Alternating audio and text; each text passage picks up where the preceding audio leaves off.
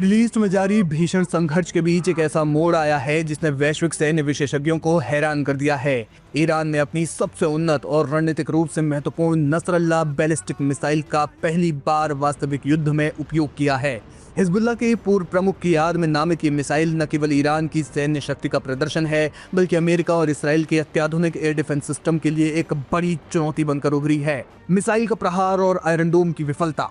हाल ही में ईरान के Islamic revolutionary guard core ने इसराइल के रणनीतिक ठिकानों को निशाना बनाते हुए दर्जनों नसरल्ला बैलिस्टिक मिसाइलें दागी। स्थानीय रिपोर्ट्स और सोशल मीडिया पर वायरल फुटेज के अनुसार तेल अवीव के पास स्थित नेवातिम एयरबेस और दक्षिणी इसराइल के सैन्य बुनियादी ढांचों के आसपास कई धमाके सुने गए। सैन्य विश्लेषकों का मानना है कि इसराइल का आयरन डोम और लंबी दूरी का एरो 3 सिस्टम इस बार पूरी तरह प्रभावी साबित नहीं हुआ है।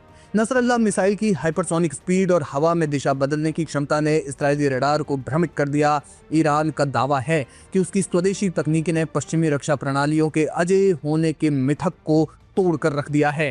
कितनी खतरनाक है नसरल्ला मिसाइल? यह मिसाइल ईरान की फतेह और खैबर शिकन पीढ़ी की तकनीक पर आधारित मानी जा रही है। इसकी सबसे बड़ी ताकत इसकी पिन पॉइंट एक्यूरेसी है, यानी यह अपने लक्ष्य को बहुत कम अंतर के साथ भेदने में सक्षम है। अनुमानित तौर पर इस मिसाइल की मारक क्षमता 1500 से 2000 किलोमीटर के बीच है, जो इसे ईरान से सीधे इसराइल के मुख्य शहरों तक पहुंचाने में सक्षम बनाती है। लगभग 500 से 700 किलोग्राम तक का भारी विस्फोटक ये मिसाइल अपने साथ कैरी कर सकती है। इसमें बंकर बस्टर क्षमता होने के दावे भी किए गए हैं, जो जमीन के नीचे बने सैन्य ठिकानों को नष्ट कर सकती है। मिसाइल में मल्टीपल री एंट्री व्हीकल यानी MIRV तकनीकी का इस्तेमाल किया गया है, जो एयर डिफेंस सिस्टम को चकमा दे सकती है। मिसाइल हवा में अपनी दिशा बदल सकती है, जिससे रडार के लिए इसका पीछा करना मुश्किल हो जाता है और इसे बीच में ही मार गिराना कठिन है। यह मिसाइल ठोस ईंधन से चलती है, जिससे इसका फायदा ये होता है कि इसे लॉन्च करने के लिए बहुत कम समय की तैयारी चाहिए होती है, यानी कि ये महज कुछ मिनटों में ही तैयार हो जाती है, जबकि लिक्विड फ्यूल मिसाइलों को भरने में घंटों लगते हैं। इससे दुश्मन को हमले की भनक लगने से पहले ही मिसाइल दागी जा सकती है। नसरल्ला मिसाइल का मैदान में उतरना इस बात का संकेत है कि युद्ध अब केवल सीमाओं तक सीमित नहीं है, बल्कि हाईटेक स्वदेशी तकनीकी की लड़ाई बन चुका है। ईरान ने अपनी सैन्य आत्मनिर्भरता से यह साबित कर दिया है कि वह अमेरिकी और इसराइल जैसी महाशक्तियों के सामने झुकने को तैयार नहीं है। अब दुनिया की नजरें इस बात पर है कि क्या अमेरिका और ज्यादा खतरनाक हमले करेगा या फिर पीछे हटकर बातचीत के टेबल पर आएगा। जो भी होगा वो देखना बेहद दिलचस्प होगा। फिलहाल ईरान की इस नसरल्ला मिसाइल पर आपका क्या है कहना, हमें कमेंट सेक्शन में जाकर जरूर बताएं।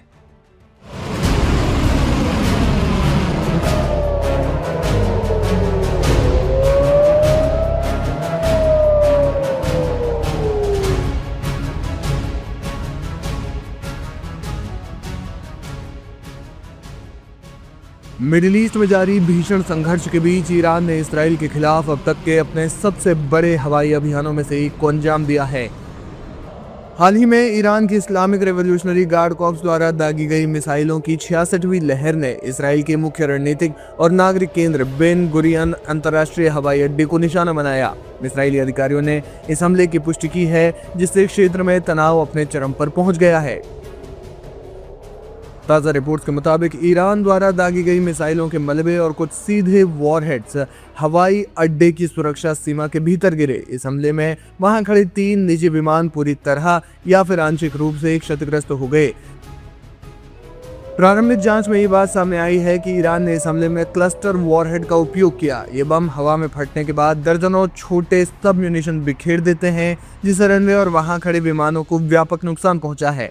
इस हमले ने इसराइल के विमानन क्षेत्र को हिला कर रख दिया है। हालांकि इसराइल की multi layered air defence system ने अधिकांश मिसाइलों को हवा में नष्ट करने का दावा किया, लेकिन क्लस्टर बमों की प्रकृति और हमले की तीव्रता के कारण कुछ नुकसान होना जाहिर सी बात मानी जा रही है। IRGC ने एक आधिकारिक बयान जारी कर इस हमले को ऑपरेशन ट्रू प्रॉमिस 4 का हिस्सा बताया है। ईरान का दावा है कि उसने तेल अवीव के दिल और बेन गुरियन हवाई अड्डे को सटीक रूप से निशाना बनाया है। इस 66वीं लहर में ईरान ने अपने असला खाने से सबसे घातक हथियारों का उपयोग किया है, जिनमें ईरान की सबसे खतरनाक मिसाइलें शामिल हैं। जैसे खुर्रम शहर 4 और खैबर शिकन। ये मिसाइलें अपनी लंबी दूरी और सटीक मारक क्षमता के लिए जानी जाती हैं। इसके अलावा कद्र, क़ियाम और जुल्फ़िकार मिसाइल का भी उपयोग किया गया है। इन बैलिस्टिक मिसाइलों का उपयोग इसराइली रडार प्रणालियों को चकमा देने के लिए किया गया था। वहीं ईरान ने आत्मघाती ड्रोन्स का भी इस्तेमाल किया। भारी मिसाइलों के साथ साथ एक तरफा हमला करने वाले ड्रोन ने भी इसराइल को भारी नुकसान दिया है। 28 फरवरी से शुरू हुए इस संघर्ष ने वैश्विक अर्थव्यवस्था और सुरक्षा को संकट में डाल दिया है। बेन गुरियन हवाई अड्डे पर हमले का मतलब है कि ईरान अब इसराइल के उन नागरिक केंद्रों को भी सीधे तौर पर बाधित करने में सक्षम है जो बाहरी दुनिया से उसके संपर्क का मुख्य जरिया है। सैन्य विशेषज्ञों का मानना है कि क्लस्टर बमों का उपयोग ये दर्शाता है कि ईरान अब केवल सैन्य ठिकानों तक सीमित नहीं रहना चाहता, बल्कि वो इसराइल के बुनियादी ढांचे को भी पंगु बनाना चाहता है। इस हमले के बाद तेल अवीव में नागरिक उड़ानों को रद्द कर दिया गया है और यात्रियों को बंकरों में शरण लेने की सलाह दी गई है। संयुक्त राष्ट्र ने दोनों देशों से तत्काल संयम बरतने की अपील की है, लेकिन जमीनी हकीकत बताती है कि युद्ध अब भी उग्र होगा। इसराइली कैबिनेट ने इस हमले के जवाब में दंडात्मक कार्रवाई करने की चेतावनी दी है, जिससे आने वाले घंटों में ईरान पर बड़े जवाबी कार्रवाई की आशंका बढ़ गई है। ये घटना ईरान की उस क्षमता को उजागर करती है जहां वो सीधे जमीनी घुसपैठ के बगैर भी अपनी मिसाइल तकनीकी के माध्यम से दुश्मन के सबसे सुरक्षित ठिकानों को नुकसान पहुंचा सकता है। फिलहाल पूरा विश्व इस आशंका में है कि क्या यह संघर्ष एक पूर्ण क्षेत्रीय युद्ध या फिर तीसरे विश्व युद्ध में बदल जाएगा। जो भी होगा वो देखना बेहद अहम होगा।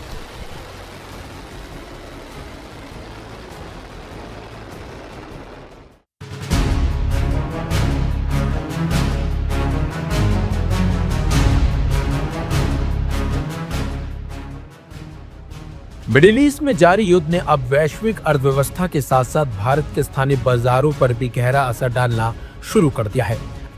अमेरिका, इजराइल और ईरान के बीच बढ़ते तनाव का सीधा असर कारोबारियों और उद्योग जगत पर देखने को मिल रहा है। हालात ऐसे बनते जा रहे हैं कि व्यापारी बर्बादी की कगार पर पहुंचता दिख रहा है। राजधानी दिल्ली के सबसे बड़े दवा और मेडिकल उपकरण बाजार भागीरथ पैलेस में इस संकट की झलक साफ साफ दिखाई देती है।